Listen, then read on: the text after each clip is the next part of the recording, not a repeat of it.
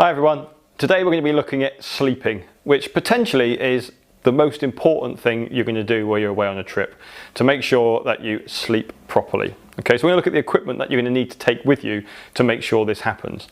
Now, for part of your trip and expedition, you might be staying in a hotel, but there'll be times when you are on your trek where you're going to be needing to get your sleeping bag out and stay warm potentially.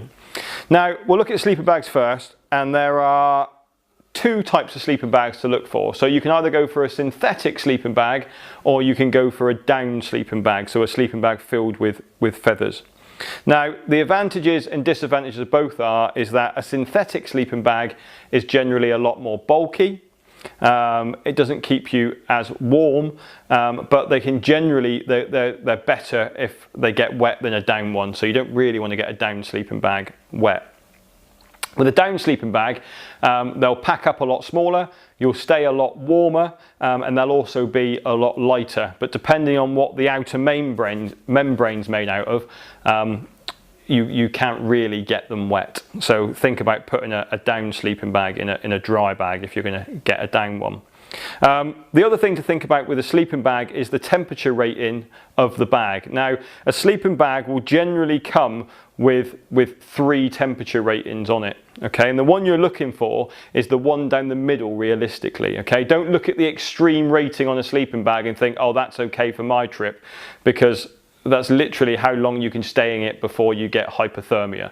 Okay, it's not what's going to give you a comfortable night's sleep. So you're looking at the comfort rating of a bag as opposed to the extreme rating of a sleeping bag. So with this one here, the comfort rating on this one, as it's written on the side, is -9 on this bag. Okay, so this will keep me nice and warm wherever I am. This is a down one. Again, it will fold up, it will compact, it's really lightweight, but the problem with it is this one, you don't want to get wet. If it gets wet, all the feathers clump up together, and then you'll end up with cold spots on your bag and you really won't have a great night's sleep.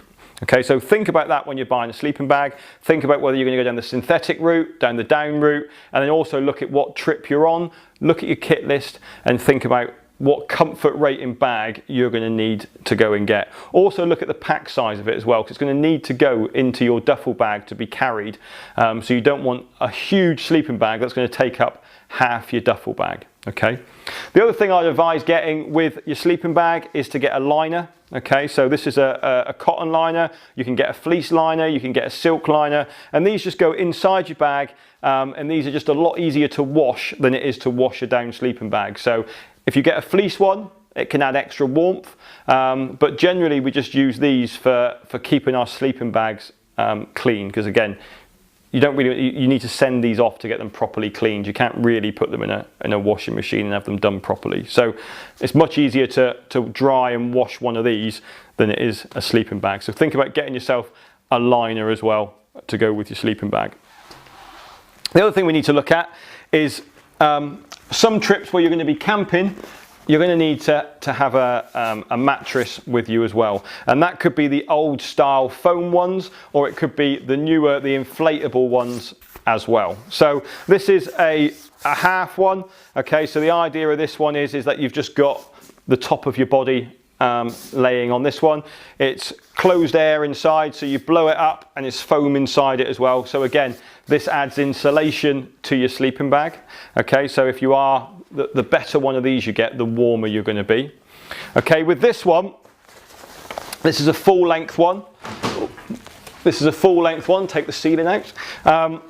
And inside this one's got a chair kit fitted on it. So for camping, you can fold it up and ping it into place and actually use it as a chair as well. But this one is filled with down as well in this one. So again, this one has great insulation properties and actually adds a season to a sleeping bag if you were to get a down filled mat like this.